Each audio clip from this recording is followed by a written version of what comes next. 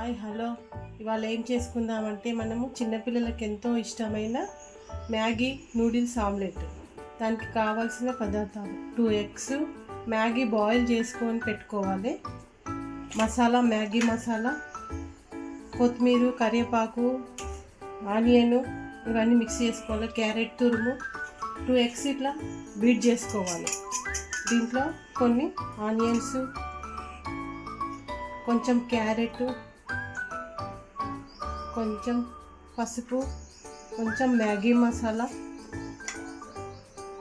చిన్నపిల్లలకైతే కొంచెం వేసుకోండి, కారము, క్యాప్సికము, క్యారెట్ ఇట్లా బీట్ చేసుకోవాలి.